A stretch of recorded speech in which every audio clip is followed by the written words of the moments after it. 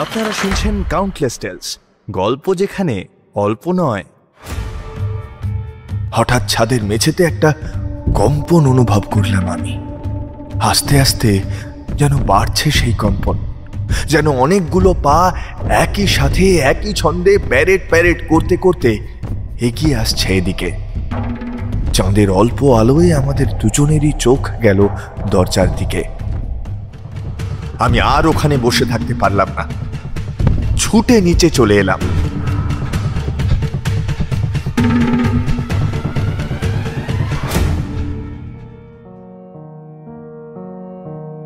আজ তোমরা শুনবে একটি সাংঘাতিক গল্প। তবে গল্পটা ঠিক কোন অর্থে সাংঘাতিক সেটা না হয় নাই বললাম, শুনেই দেখো। লেখিকা অঙ্কিতা সরকারের কলমে আজকের স্পেশাল গল্প বাগান দাদুর গ্রিন হাউস। তাহলে গল্পে যাওয়া যাক।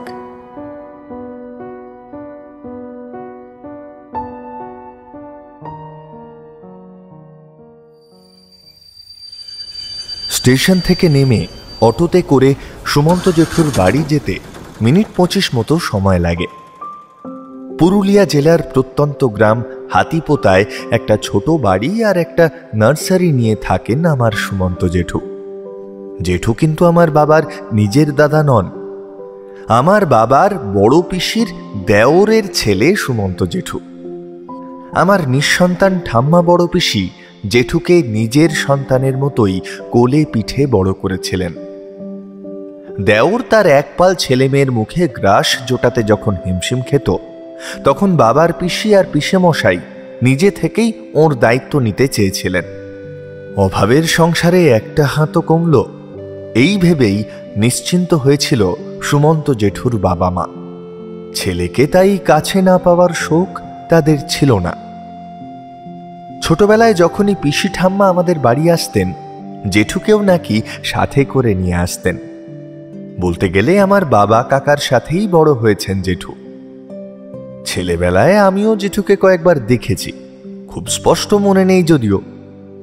ওই মায়ের মুখে শুনে স্মৃতির পাতার ধুলো টুলো ঝেড়ে কিছু আবছা ভাবে ফুটে উঠেছিল আর কি। নির্বিবাদী এই জেঠু জীবনে বিয়ে থা করেননি, বললেই বলতেন, কি দরকার বাবু জীবনে যেচে ঝামেলা এনে, আমি দিব্যি আছি আমার পড়াশোনা আর আমার ওই প্রিয় গাছপালাদের নিয়ে। বাবার পিসেমশাই কয়েকদিন আগেই মারা গিয়েছিলেন, তাকে আমরা ভাই বোনেরা দেখিনি। আর পিসি ঠাম্মা মারা যেতেই সুমন্ত জেঠু এদেশের পাঠ চুকিয়ে সোজা পাড়ি দিয়েছিলেন নেদারল্যান্ডসে। ওখানকার এক ইউনিভার্সিটিতে পড়াতেন আর তার সাথে সাথে রিসার্চও করতেন।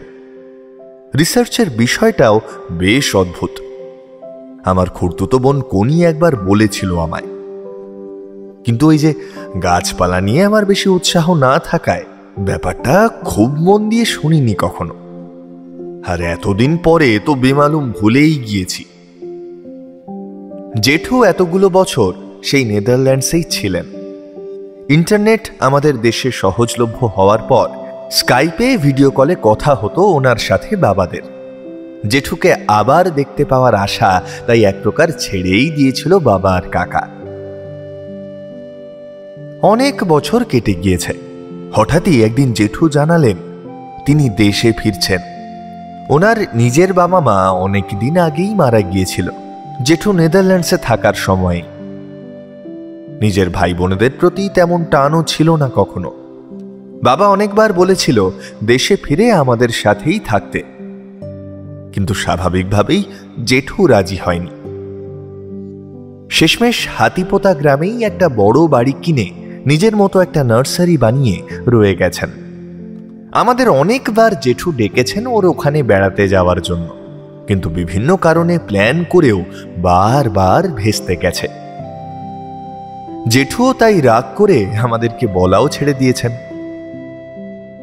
কিন্তু এবারে বাধ্য হয়েই আমাকে আসতে হচ্ছে এখানে, সেটা ভেবেই একটু হাসি পাচ্ছিল। প্রয়োজন ছাড়া সত্যিই মানুষ কোনো কিছুর তাগিদ বোঝে না হয়তো।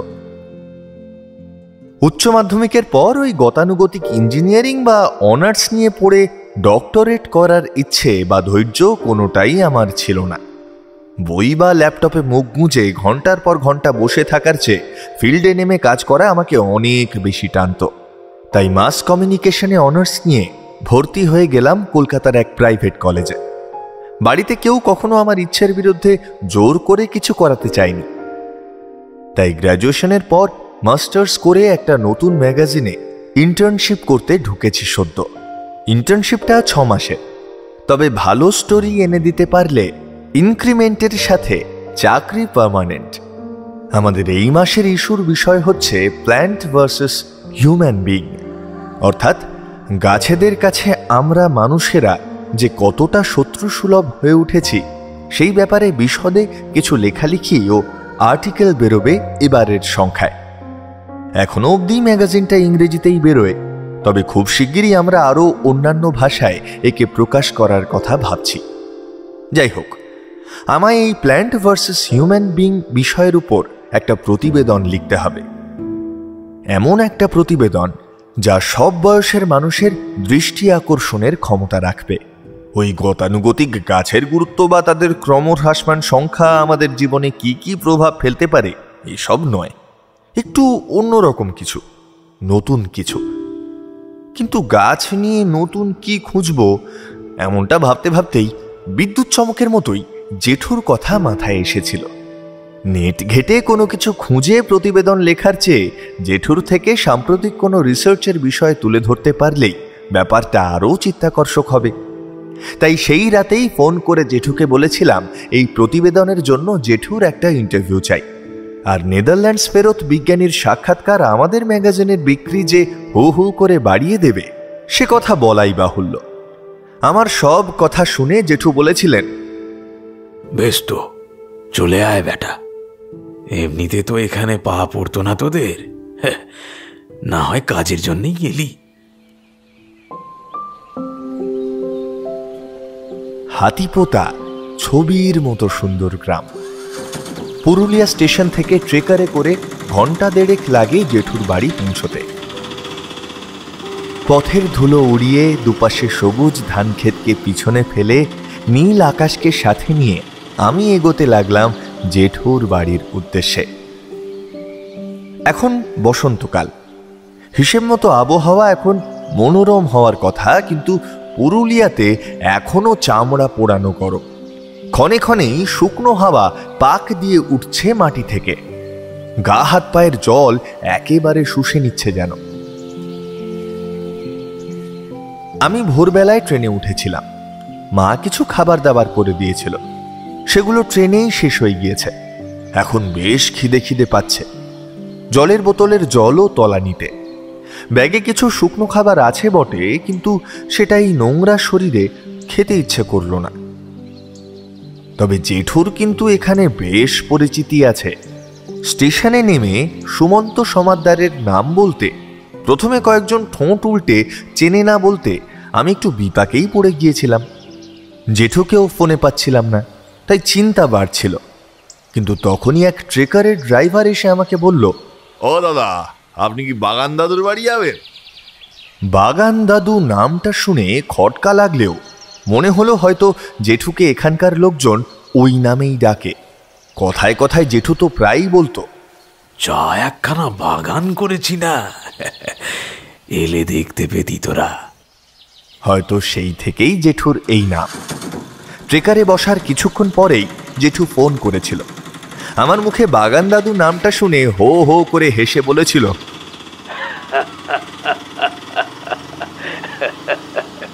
এখানে পা দিতে না দিতেই তুইও জেনে গেলি আমার স্পেশাল নামটা।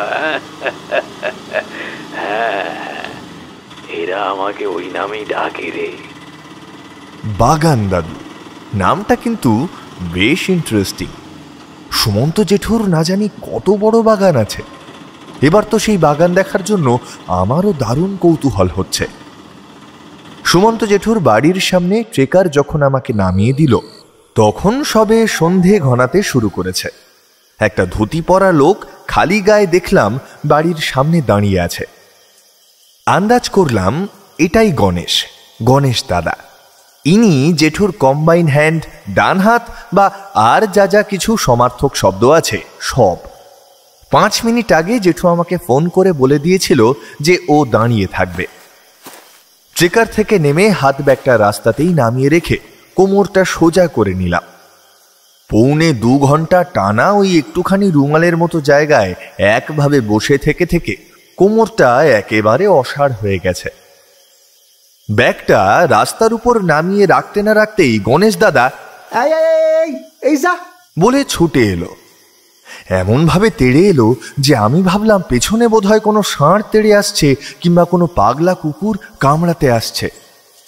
আমি এক লাফে 2 পা পিছিয়ে গিয়ে দেখলাম গণেশদা আমার ব্যাগটার সামনে দাঁড়িয়ে বলল, দিলে তো আমার সুন্দর ব্যাগখানা ধুলোর মধ্যে রেখে তুমি কি গো আমার হাতে দিতে পারলে না কো?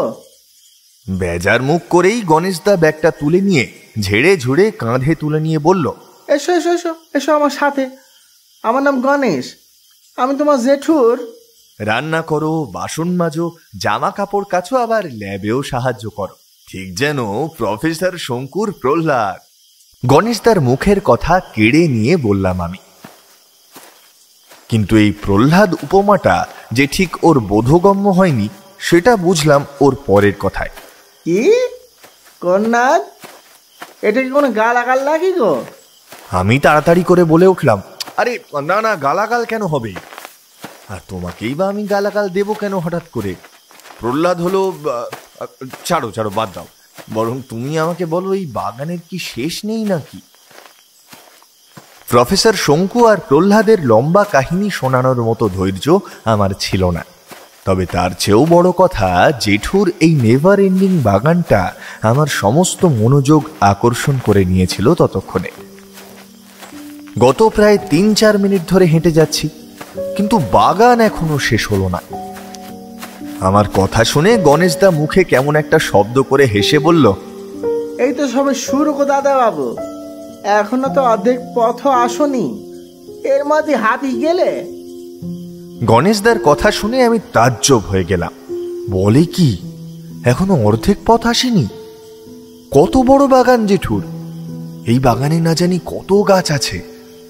আমি ভালো করে গাছগুলোকে দেখতে দেখতে হাঁটতে লাগলাম।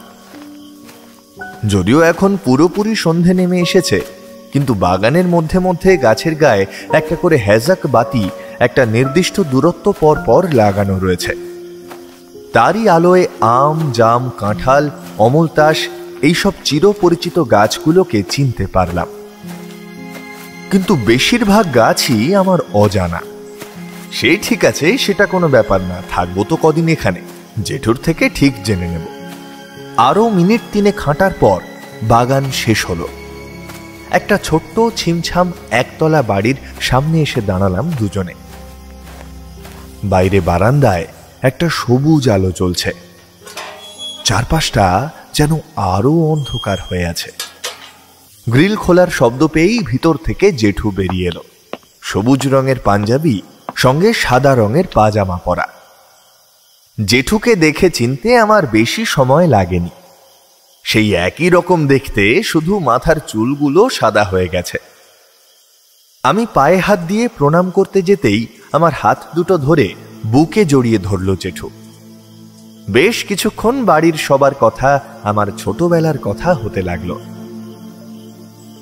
আমাদের কথা বলার ফাঁকেই গণেশদা ভেতরে গিয়েছিল।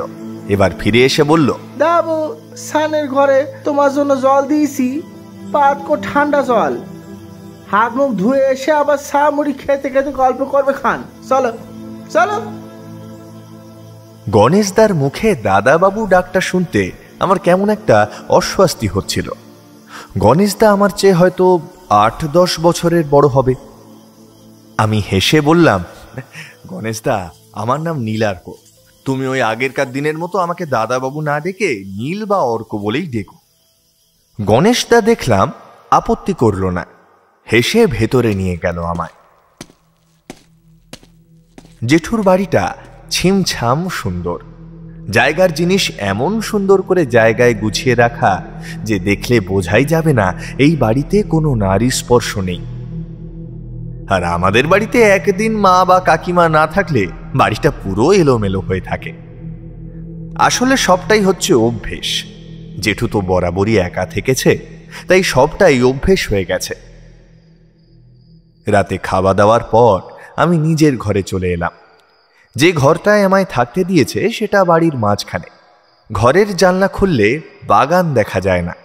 এই বাড়ির পেছন দিকেই নাকি আরও একটা বাগান আছে, সেখানেই জেঠুর ল্যাবরেটরি। রাত হয়ে গেছে বলে জেঠু আর আজ নিয়ে গেল না আমায়। সন্ধেবেলা চা মুড়ি আর রাতে ভাত খেতে খেতে অনেক কথা হলো জেঠুর সাথে। গল্পের ছলে বেশ কিছু গুরুত্বপূর্ণ তথ্য জেঠু আমাকে বলেছে, সেগুলোই এখন লিখে রাখবো ভাবছি। ঘুম পাচ্ছে যদিও, কিন্তু এখনই না লিখলে অনেক কিছু কাল অবধি ভুলে যাব। সকালে আমার ঘুম ভাঙল অহনার ফোনে। অহনা আমার ক্লাসমেট আর সাথে আমার সোলমেটও বটে। ফোন ধরতেই অভিযোগের বন্যা বইয়ে দিল। আসলে কাল জেঠুর সাথে পুরনো দিনের স্মৃতিচারণায় এতটাই ব্যস্ত ছিলাম আমি যে সত্যি বলতে ওকে ফোন করার কথা বেমালুম ভুলেই গিয়েছিলাম। বেশ কয়েক ডজন সরি বলে কলকাতায় ফিরেই ওর সাথে দেখা করব কথা দিয়ে আমি ফোন রেখে বিছানা ছাড়লাম। গণেশ দাঁড়ানা চায়ের কাপ হাতে আমি পিছনের বাগানে এলাম। এই বাগানটা সামনের বাগানের মতো অত ঘন নয়, আর গাছপালাগুলো বড় বড় নয়। ওই গুল্ম জাতীয় গাছের মতো মাঝারি সাইজের এলোমেলোভাবে চারিদিকে বসানো। আর সবচেয়ে আশ্চর্যের ব্যাপার, বাগানে একটাও ঝরা পাতা নেই। গাছগুলোর বেশি ধার গেছে যে অনেক, একটু দুধ দিস আরো। গণেশদার কথা শুনে আমি অবাক হলাম। সকাল হতেই আমি গণেশদাকে নিয়ে জেঠুর ল্যাব দেখব বলে যাচ্ছি। এর মধ্যে এমন অদ্ভুত সাবধানবাণী শুনলে অবাক তো হবই। আমি মনের বিষয়টা লুকিয়ে রাখতে পারলাম না। জিজ্ঞেস করলাম, কেন, ওদের গায়ের ধার দিয়ে গেলে কি হবে? গণেশদা গম্ভীর মুখে বলল, ওদের অসুবিধা হবে। জেঠুর ল্যাবরেটরিটা শুধু ল্যাব না বলে একটা কর্মশালা বললেই ভালো হবে। চারিদিকে বিভিন্ন যন্ত্রপাতি আর নয় নয় করে গোটা 50 ইলেকট্রনিক মাইক্রোস্কোপের ছড়াছড়ি। এদিক ওদিক বড় বড় কাচের জার দিয়ে ঢাকা গাছ, রঙিন তরলে ডোবানো মূল ছাড়া কাণ্ড দেখে আমি পুরোপুরি তাজ্জব হয়ে গেলাম। আমি ল্যাবে পা দিয়েই জেঠুর গলা শুনতে পেলাম, welcome Arka Babu, welcome to my world. জেঠুর কথা কানে গেলেও জেঠুকে তক্ষুনি দেখতে পেলাম না আমি। এদিক ওদিক উদ্ভ্রান্তের মতো বেশ কিছুক্ষণ তাকানোর পর জেঠু আমার সামনে এসে দাঁড়িয়ে জিজ্ঞেস করলো, কিরে বেটা, বললি না তো কেমন দেখছিস সবকিছু? আমি মুগ্ধ চোখে সবকিছু দেখতে দেখতে বললাম, ওয়ান্ডারফুল, সত্যি এটা তোমার পৃথিবী জেঠু, তোমার একার পৃথিবী। জেঠু আমার কাঁধে হাত দিয়ে বলল, আয় ভিতরে আয়, এক এক করে তোকে সব দেখাবো আমি। জানিস বেটা, নেদারল্যান্ডের ইউনিভার্সিটিতে আমি একটা সম্পূর্ণ নতুন জিনিস নিয়ে রিসার্চ করছিলাম, কিন্তু অথরিটি আমার সেই প্রস্তাব শুনে বলল পাগলের প্রলাপ। ভাবতে পারছিস বেটা, আমি ডক্টর সুমন্ত সমাদ্দার, এখনো অবধি প্রায় 100টার মতো রিসার্চ পেপার আছে আমার নামে, আর আমার ভাবনা কিনা পাগলের প্রলাপ। বললো আমি যে জিনিস নিয়ে গবেষণা করতে চাইছি তাতে সফলতার সম্ভাবনা শূন্য, এর জন্য নাকি আমি কোনো গ্রান্ট পাবো না। জেঠুর কথা শুনে আমার বেশ মন খারাপ হলো। আমি জিজ্ঞেস করলাম, তাই তুমি চাকরি ছেড়ে দিয়ে এখানে চলে এলে জেঠু? না রে বেটা না, তক্ষুনি ছেড়ে আসেনি। জেঠু আমার পিঠে চাপড় মেরে বলল, সুমন্ত সমাদ্দার অত সহজে হাল ছেড়ে দেওয়ার পাত্র নয়। আমিও বললাম, কুছ পরোয়া নেই, গ্রান্ট দেবে না দিও না, আমি নিজের খরচায় সব করব। তাই শুরু করলাম জানিস, অল্প অল্প করে সাকসেসের মুখ যেই দেখছি তক্ষুনি ওখানকার গভর্নমেন্টের কাছে কিভাবে জানি খবর চলে গেল। বোধহয় ডিপার্টমেন্টের কেউই আমায় হিংসে করেছিল। আসলে কি বলতো, কাঁকড়ার স্বভাব শুধু বাঙালিদের মধ্যে নয় রে, পৃথিবীর সব দেশেই আছে। যাই হোক, যেটা বলছিলাম, সরকার থেকে বলল আমি নাকি এই রিসার্চ করতে পারবো না, মানে তারা অনুমতি দিচ্ছে না এই রিসার্চের। এটা নাকি মানব জাতির পক্ষে ক্ষতিকারক। ভাব, তুই ভাব একবার, গাছ নাকি মানব জাতির পক্ষে ক্ষতিকর। মূর্খ আর কাকে বলে? জেঠুর কথা শুনে আমার মধ্যে ওর কাজ সম্পর্কে দুর্দান্ত একটা কৌতূহল তৈরি হলো। জেঠু কি সেই গবেষণাটা এখনো চালিয়ে যাচ্ছে? আচ্ছা, এটা যদি আমরা আমাদের ম্যাগাজিনে এক্সক্লুসিভলি জেঠুর একটা ইন্টারভিউ সমেত ছাপাতে পারি, তাহলে তো রাতারাতি আমাদের পত্রিকা অন্যান্য প্রথম সারির পত্রিকাদের টেক্কা দেবে। ভাবতেই আমার সারা শরীরে রোমাঞ্চ হলো। কিন্তু জেঠু কি অনুমতি দেবে? আমাকে অন্য কিছু ভাবতে দেখে জেঠু জিজ্ঞেস করলো, কিরে বেটা, কি ভাবছিস? জেঠু, আমার একটা আবদার আছে, না করতে পারবে না কিন্তু। আমার কথা শুনে জেঠু হা হা করে হেসে বলল,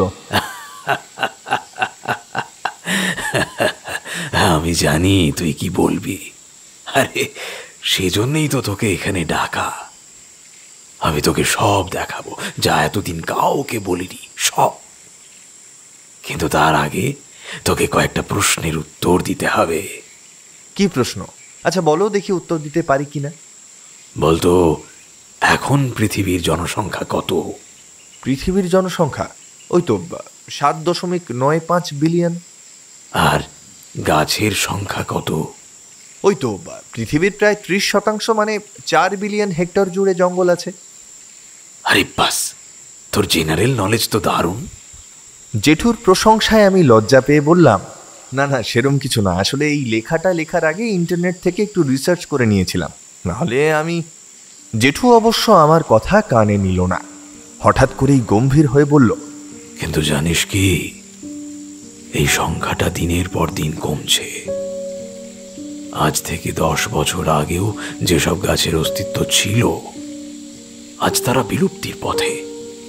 প্রতিদিন কত গাছ শুধু মানুষের প্রয়োজনে মারা পড়ছে। পরিবেশে যাদের সবচেয়ে প্রয়োজন বেশি, সেই গাছেদের সংখ্যা ক্রমাগত কমছে, আর মানুষের সংখ্যা বাড়ছে। এই এত এত মানুষ যে রোজ পৃথিবীর আলো দেখছে, এরা খাবে কি? নিঃশ্বাসের জন্যে অক্সিজেন পাবে কোথায়? চাষের জমি কমছে।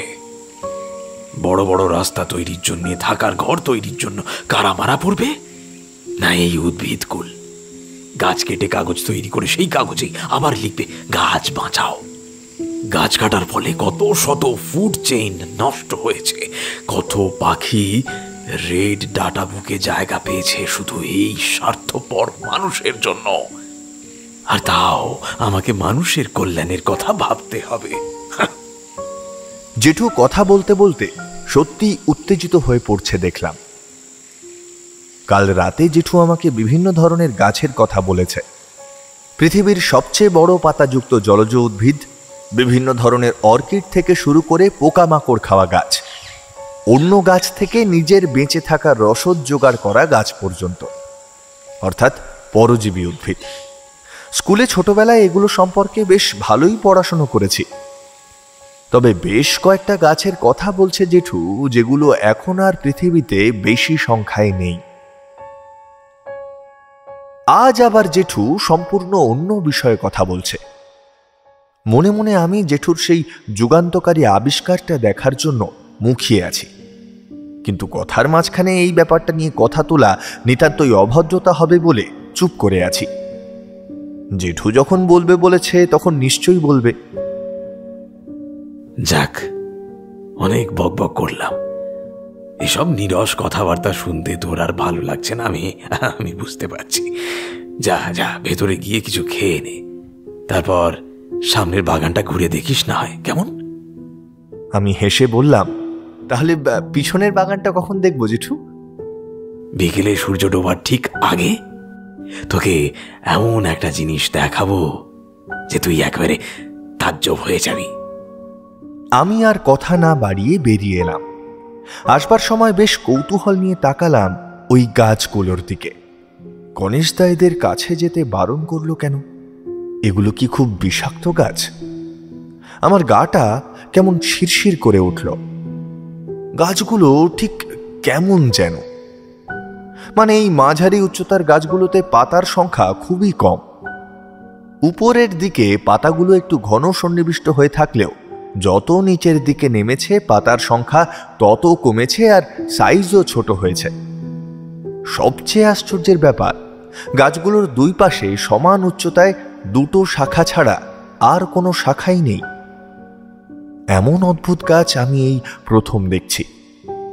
অবশ্য জেঠুর কাছ থেকে শোনার পর মনে হচ্ছে বিপুলা এই পৃথিবীর কতটুকুই বা আমরা জানি। আরও ভালো করে দেখার জন্য আমি গাছগুলোর কাছাকাছি গেলাম। গিয়ে দেখলাম শুধু পাতা আর শাখা নয়, এদের গুঁড়িটাও যেন অদ্ভুত। মাটির কাছে গুঁড়িটা যেন দুভাগে ভাগ হয়ে ভেতরে ঢুকে গেছে, ঠিক যেন মানুষের দুই পা। একটা দীর্ঘশ্বাস ফেলার শব্দ হলো যেন খুব কাছে। আমি চমকে উঠে পিছনে তাকালাম।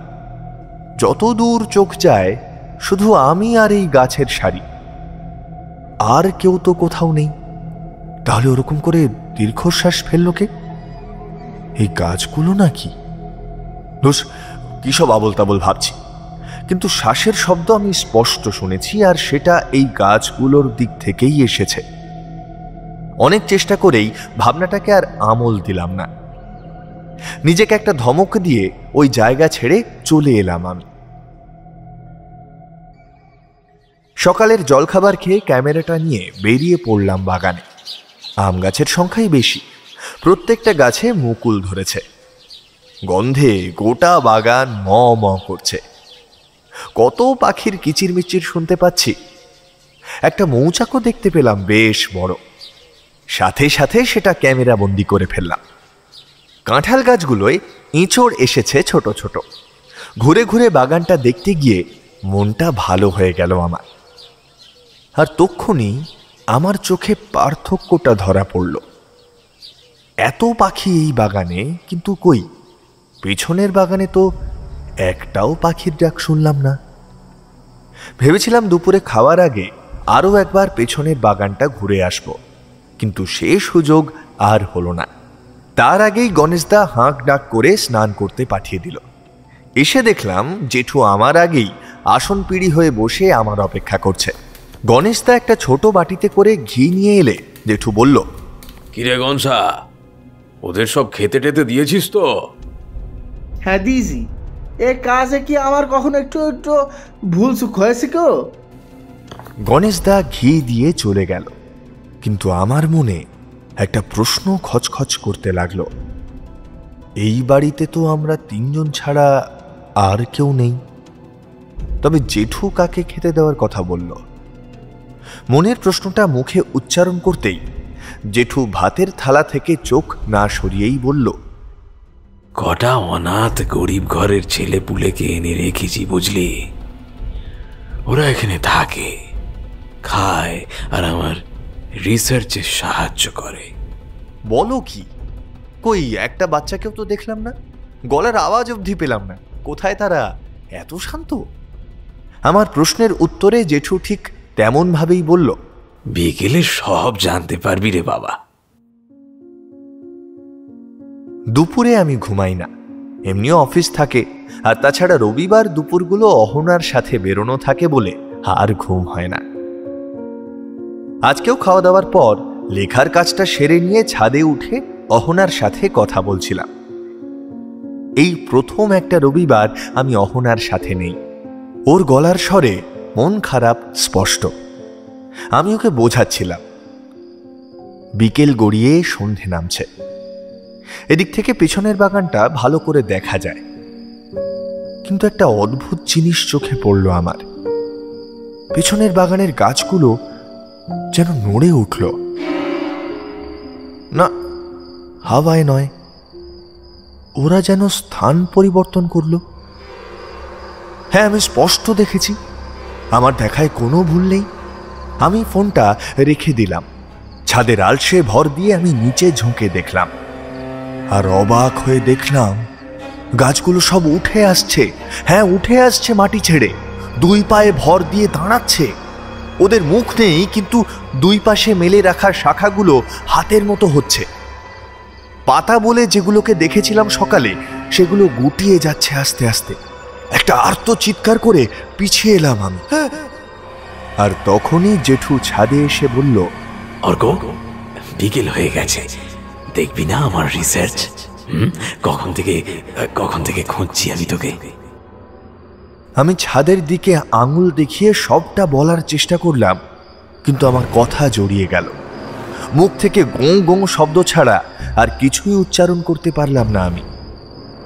জেঠু উঠে গিয়ে উঁকি মেরে দেখে আমার পাশে এসে বলল, ও তুই দেখে ফেলেছিস তাহলে? তা ভয় পাচ্ছিস কেন?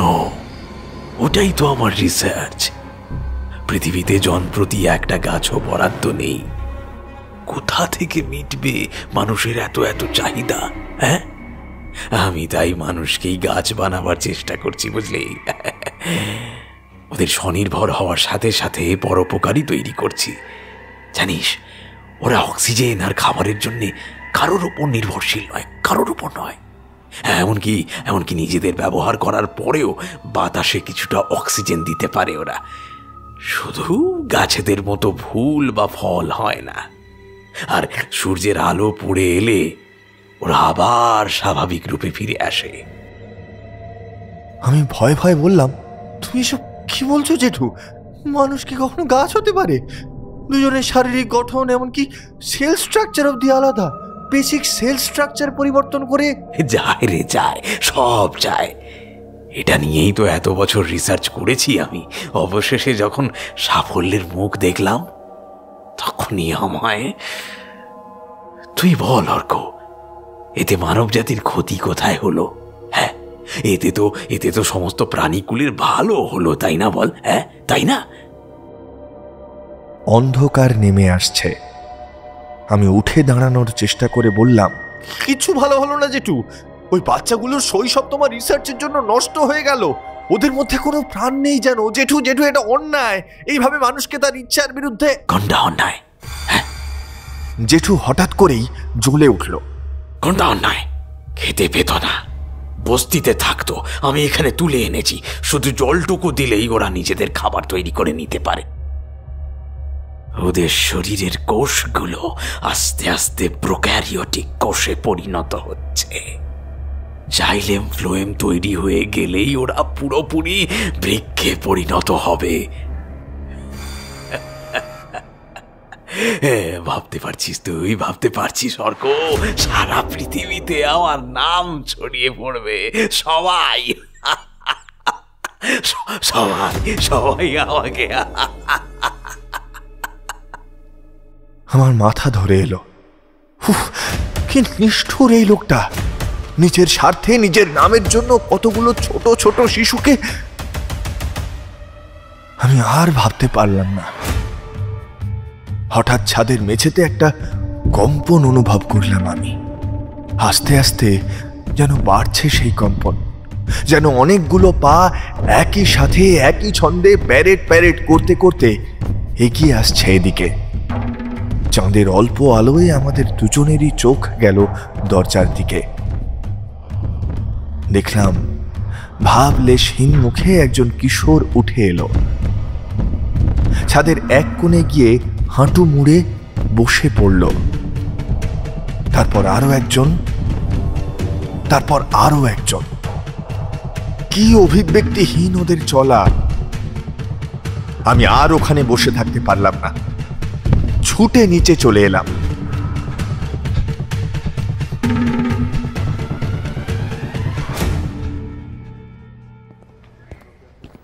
কর্তব্যরত ডাক্তার এসে বেডসাইড টেবিল থেকে ডায়েরিটা তুলে নিল।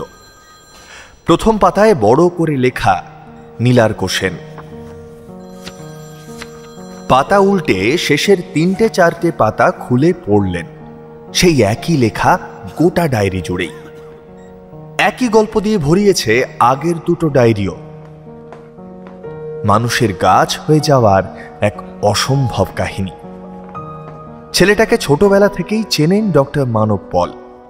তার বন্ধুর ছেলে খুব ব্রাইট স্টুডেন্ট ছিল, একটা জার্নাল লেখার জন্য এক আত্মীয়র বাড়ি গিয়ে কি যে দেখে এলো, তারপর 2 বছর ধরে এখানেই রয়েছে। ছেলেটার সেই বিজ্ঞানী জেঠুও পুলিশি হেফাজতে মানসিক হাসপাতালে চিকিৎসাধীন। নিজের রিসার্চের জন্য গরিব ছেলেদের লোভ দেখিয়ে নিয়ে গিয়ে কি সব ইঞ্জেকশন দিয়ে গাছ বানাবার চেষ্টা করত। দীর্ঘদিন ওই মারাত্মক ড্রাগ দেওয়ার ফলে বাচ্চাগুলো এখন চলৎশক্তিহীন। একটা মানুষের বিকৃত রুচির শিকার হয়ে এতগুলো বাচ্চার শৈশব নষ্ট হয়ে গেল।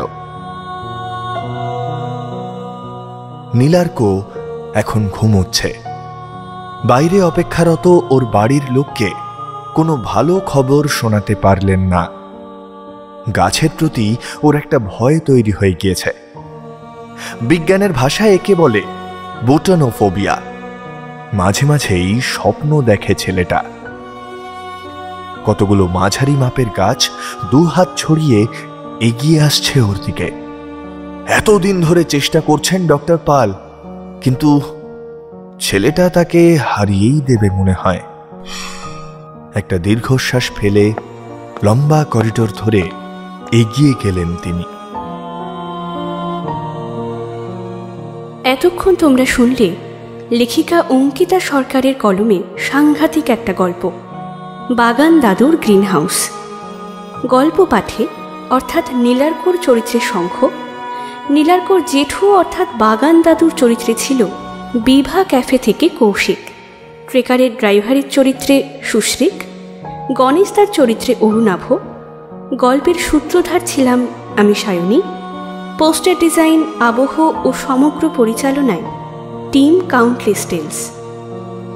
তাহলে আজকে আমাদের স্পেশাল গল্প কেমন লাগলো অবশ্যই জানান কমেন্ট বক্সে। আর এখনও চ্যানেলটা সাবস্ক্রাইব করে না থাকলে প্লিজ করে নিন। আসছে খুব শিগগির দারুণ দারুণ কিছু গল্প।